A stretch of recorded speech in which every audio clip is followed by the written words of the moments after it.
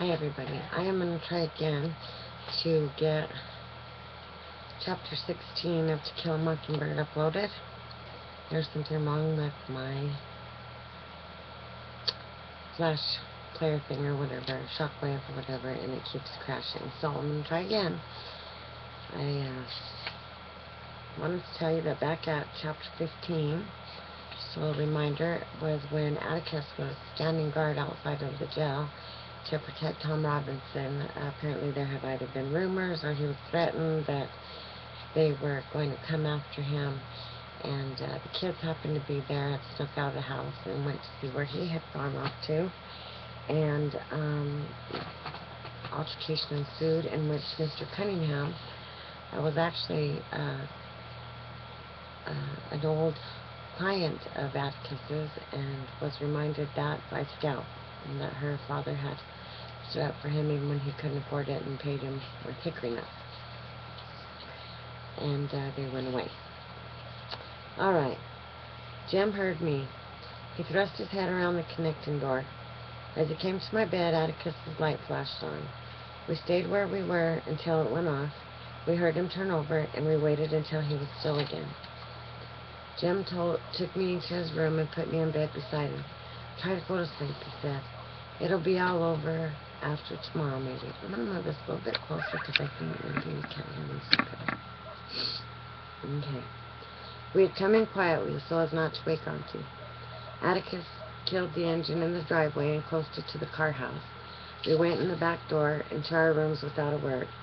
I was very tired and was drifting into sleep when the memory of Atticus calmly folding his newspaper and pushing back his hat became Atticus standing in the middle of an empty waiting street, pushing up his glasses.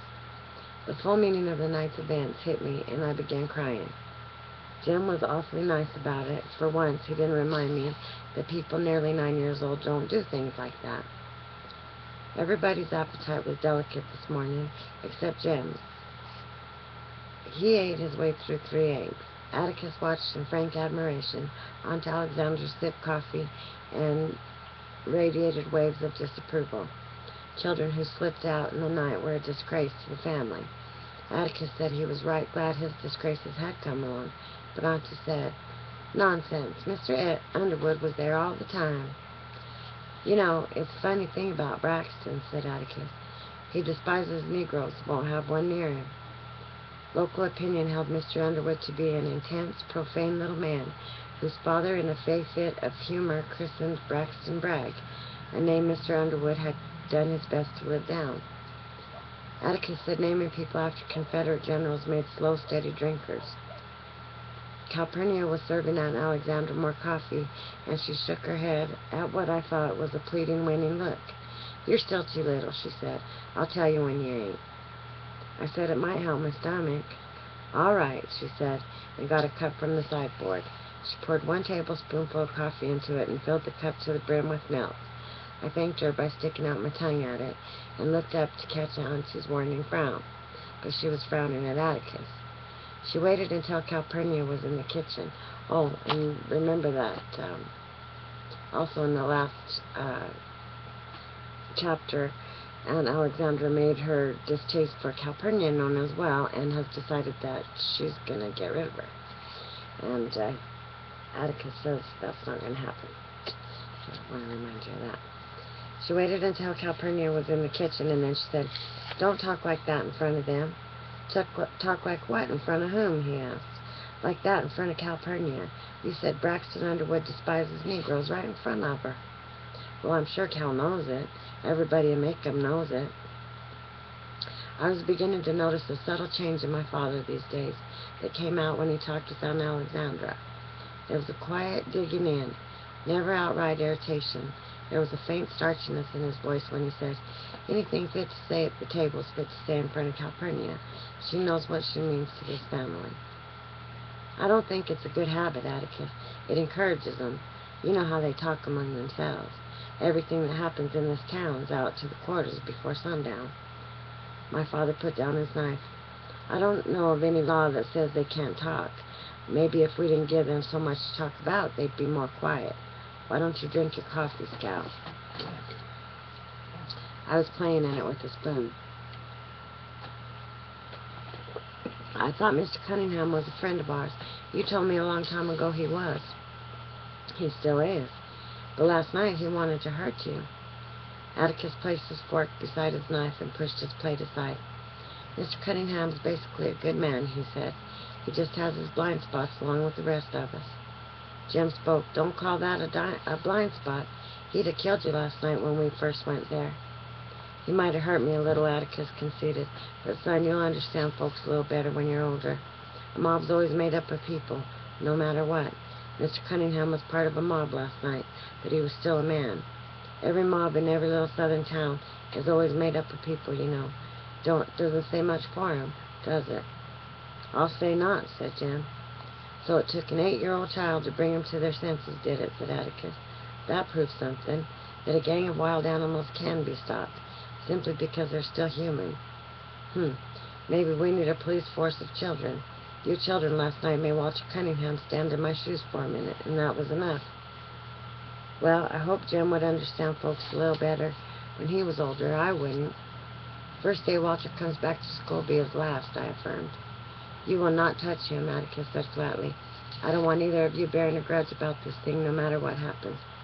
You see, don't you, said Aunt Alexandra, what comes of things like this. Don't say I haven't told you. Atticus said he never said that, pushed out his chair, and got up. There's a day ahead, so excuse me, Jim. I don't want you and Scout downtown today, please. As Atticus departed, Dill came bounding down the hall into the dining room. It's all over town this morning, he announced. All about how we held off 100 folks with our bare hands. Excuse me. Aunt Alexandra stared into silence. It was not 100 folks, she said, and nobody held anything off. It was just a nest of those Cunninghams, drunk and disorderly. Ah, Auntie, that's just Dill's way, said Jim. He signaled us to follow him. You all stay in the yard today, she said, as we made our way to the front porch. It was like Saturday. People from the south end of the county passed our house in a leisurely but steady stream. Mr. Dolphus Raymond lurched by on his thoroughbred. Don't see how he stays in the saddle, murmured Jim. How can you stand to get drunk before 8 in the morning? A wagon load of ladies rattled past us. They wore cotton sunbonnets and dresses with long sleeves. A bearded man in a wool hat drove them. Yonder's the Mennonites, Jim said to Dill. They don't have buttons. They live deep in the woods, did most of their trading across the river, and rarely came to make 'em. Dill was interested. They've all got blue eyes, Jim explained, and the men can't shave after they marry. Their wives like for 'em to tickle 'em with their beards. Mr. X. Bullops rode up on a mule and waved to us. He's a funny man, said Jim. X is his name, not his initial. He was in court one time, and they asked him to spell his name. He said X. Phillips. Clerk asked him to spell it, and he said X. Asked him again, and he said X. They kept at it till he wrote X on a sheet of paper and held it up for everybody to see. They asked him where he got his name, and he said that's the way his folks signed him up when he was born. As the county went by us, Jim gave Dill the histories and general attitudes of the more prominent figures. Mr. Tensaw Jones voted the straight prohibition ticket. Miss Emily Davis dipped snuff in private. Mr. Byron Waller could play the violin. Mr. Jake Slade was cutting his third set of teeth. A wagon load of unusually stern-faced citizens appeared. When they pointed to Miss Maudie Atkinson's yard, ablaze with summer flowers, Miss Maudie herself came out on the porch. There was an odd thing about Miss Maudie. On her porch, she was too far away for us to see her features clearly, but we could always catch her mood by the way she stood. She was now standing arms akimbo, her shoulders drooping a little, her head cocked to one side, her glasses winking in the sunlight. We knew she wore a grin of the uttermost wickedness. The driver of the wagon slowed down his mules, and a shrill-voiced woman called out, "He that cometh in vanity departeth in darkness." Miss Maudie answered, "A merry heart maketh a cheerful countenance." Come here.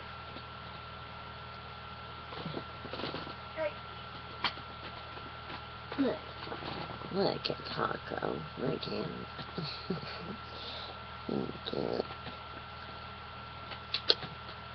Okay. You missed my book reading, Mr. Taco. Taco. Okay. I guess that the foot washers thought that the devil was quoting scripture for his own purposes, as the driver speeded his mules. Why they objected to Miss Maudie's yard was a mystery, heightened in my mind because for someone who spent all the daylight hours outdoors, Miss Maudie's command of scripture was formidable. "You going to court this morning?" asked Jim. We had strolled over. "I am not," she said. "I have no business with the court this morning." "Aren't you going down to watch?" asked Dill. "I am not. It's morbid, watching a poor devil on trial for his life. Look at all those folks. It's like a Roman carnival." "They have to try him in public, Miss Maudie," I said. "Wouldn't be right if they didn't." "I'm quite aware of that, Jim," she said. "Just because it's public, I don't have to go, do I?" Miss Stephanie Crawford came by. She wore a hat and gloves. She said. "Look at all those folks. You'd think William Jennings Bryan was speaking." "And where are you going, Stephanie?" inquired Miss Maudie. "Oh, I'm going to the Jitney Jungle." Miss Maudie said she'd never seen Miss Stephanie go to the Jitney Jungle in a hat in her life. "Well," said Miss Stephanie, "I thought I might just look in at the courthouse to see what Atticus is up to." "Better be careful he doesn't hand you a subpoena." We asked Miss Maudie to elucidate. She said Miss Stephanie seemed to know so much about the case she might as well be called on to testify. We held off until noon, when Atticus came home to dinner and said they'd spent the morning picking the jury. After dinner, we stopped by for Jill and we went to town. It was a gala occasion.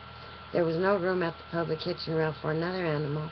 Mules and wagons were parked under every available tree. The courthouse square was covered with picnic parties sitting on newspapers, washing down biscuit and syrup with warm milk from fruit jars. Ugh. Some people were gnawing on cold chicken and cold fried pork chops.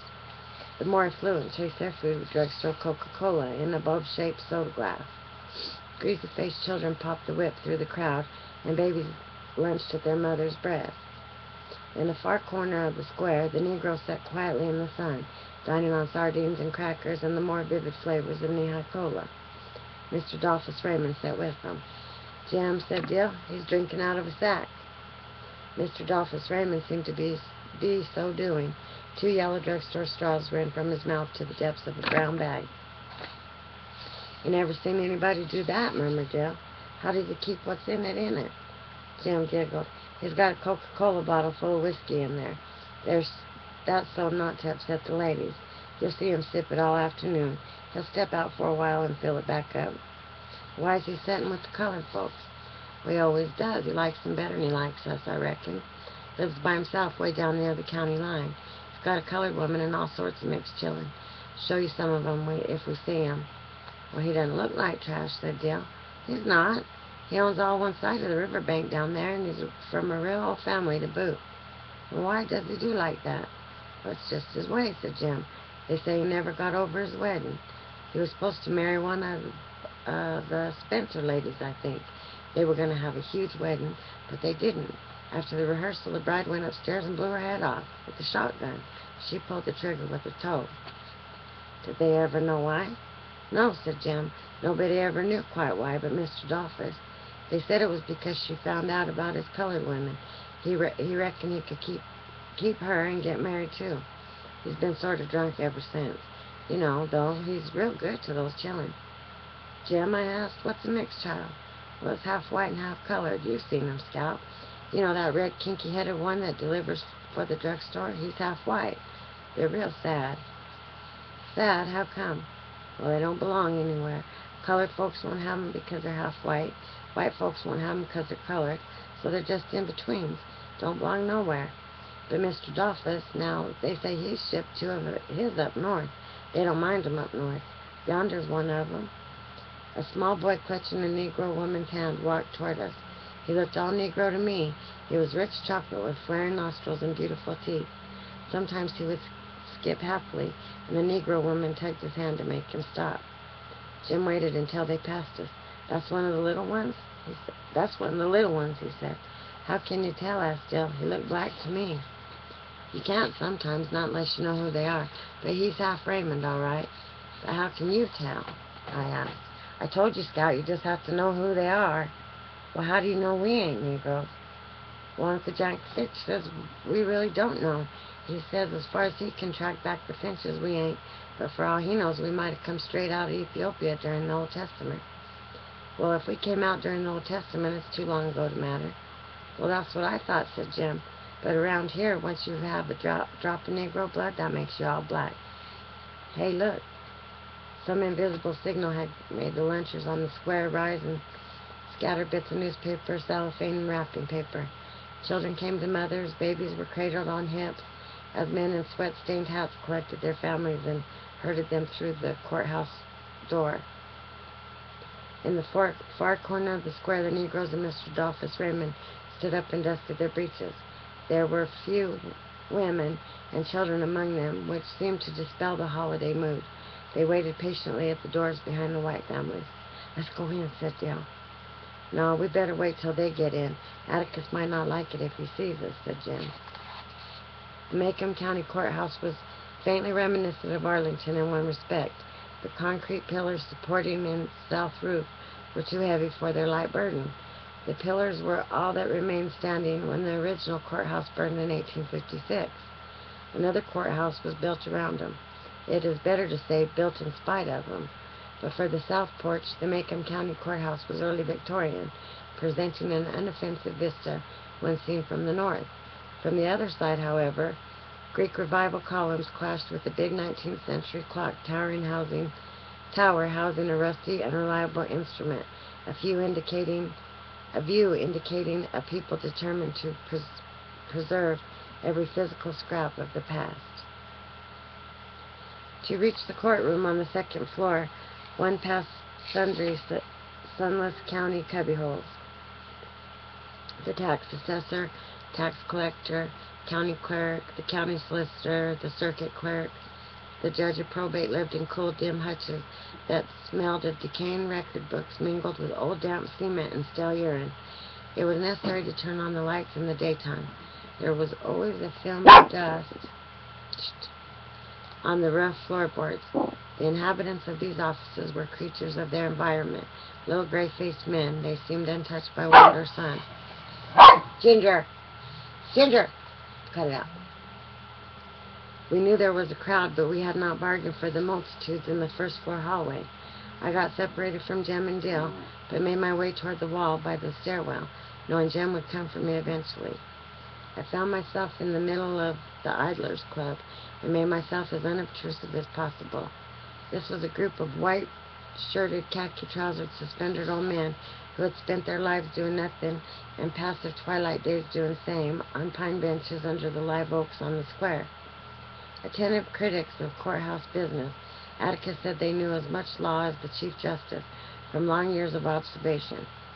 Normally they were the court's only spectators, and today they seemed resentful of the interruption of their comfortable routine. When they spoke, their voices sounded casually important. The conversation was all about my father. Thinks he knows what he's doing, one said. Oh, now, I wouldn't say that, said another. Atticus Finch is a deep reader, a mighty deep reader. He reads all right, that's all he does, the club snickered. Let me tell you something now, Billy, a third said.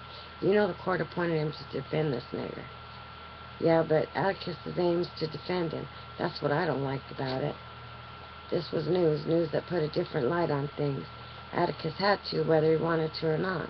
I thought it odd that he hadn't said anything to us about that. We could have used it many times in defending him and ourselves. He had to. That's why he was doing it. Equaled fewer fights and less fussing. But did that explain the town's attitude? The court appointed Atticus to defend him. Atticus aimed to defend him. That's what they didn't like about it. It was confusing. The Negroes, having waited for the white people to go upstairs, began to come in. Whoa now, just a minute, said a club member, holding up his walking stick. Just don't start up their stairs yet a while. The club began its stiff, jointed climb and ran into Dill and Jem on their way down looking for me. They squeezed past and Jem called, Scout, come on, there ain't a seat left. We'll have to stand up now. Look there now, he said irritably as the black people surged upstairs. The old man ahead of them would take most of the standing room. We were out of luck, and it was my fault, Jim informed me. We stood miserably by the wall. Can't y'all get in? Reverend Sykes was looking down at us, black hat in hand. Hey, Reverend, said Jim. No, Scout here messed us up. Well, let's see what we can do. Reverend Sykes edged his way upstairs. In a few moments he was back. "Well, there's not a seat downstairs. Do y'all reckon it'll be all right if y'all came to the balcony with me?" "Gosh, yes," said Jim. Happily, we sped ahead of Reverend Sykes to the courtroom floor. There we went up a covered staircase and waited at the door. Reverend Sykes came puffing behind us and steered us gently through the black people in the balcony. 4 Negroes rose and gave us their front row seats. The colored balcony ran along 3 walls of the courtroom like a second-story veranda, and from it we could see everything. The jury sat to the left, under long windows. Sunburned, lanky, they seemed to be all farmers, but this was natural. Townfolk rarely sat on juries. They were either struck or excused. 1 or 2 of the jury looked vaguely like dressed-up Cunninghams. At this stage they sat straight and silent and alert. The circuit solicitor and another man, Atticus and Tom Robinson, sat at tables with their backs to us. There was a brown book and some yellow tablets on the solicitor's table. Atticus's was bare. Just inside the railing that divided the spectators from the court, the witnesses sat on cowhide-bottomed chairs. Their backs were to us. Judge Taylor was on the bench, looking like a sleepy old shark, his pilot fish riding rapidly below in front of him. Judge Taylor looked like most judges I had ever seen, amiable, white-haired, slightly ruddy-faced. He was a man who ran his court with an alarming informality. He sometimes propped his feet up. He often cleaned his fingernails with his pocket knife. In long equity hearings, especially after dinner, he gave the impression of dozing, an impression dispelled forever when a lawyer once deliberately pushed a pile of books to the floor in a desperate effort to wake him up. Without opening his eyes, Judge Taylor murmured, "Mr. Whitley, do that again, and it'll cost you $100. He was a man learned in the law, and although he seemed to take his job casually, in reality he kept a firm grip on any proceedings that came before him. Only once was Judge Taylor ever seen at a dead standstill in open court, and the Cunninghams stopped him. Old Sarum, their stomping grounds, was populated by 2 families, separate and apart in the beginning, but unfortunately bearing the same name. The Cunninghams married the Conninghams until the spelling of the names was academic until a Cunningham disputed a Conningham over land titles and took to the law. During a controversy of this character, James Cunningham testified that his mother spelled it Cunningham on deeds and things, but she was really a Conningham. She was an uncertain speller, a seldom reader, and was given to looking far away sometimes when she sat on the front gallery in the evening. After 9 hours of listening to the eccentricities of Old Sarum inhabitants, Judge Taylor threw the case out of court. When asked upon what grounds, Judge Taylor said, "Champertus connivence," and declared he hoped to God the litigants were satisfied by each having had their public say. They were. That was all they had wanted in the first place. Judge Taylor had an interesting habit. He permitted smoking in his courtroom, did not himself indulge. Sometimes, if one was lucky, one had the privilege of watching him put a long, dry cigar into his mouth and munch it slowly up. Bit by bit, the dead cigar would disappear, to reappear some hours later as a flat, slick mess, its essence extracted and mingling with Judge Taylor's digestive juices. Oh my God, have I not been able to see him this whole time? I once asked Atticus how Mrs. Taylor stood to kiss him, but Atticus said they probably didn't kiss much. The witness stand was to the right of Judge Taylor, and when we got to our seats, Mr. Hectate was already on it.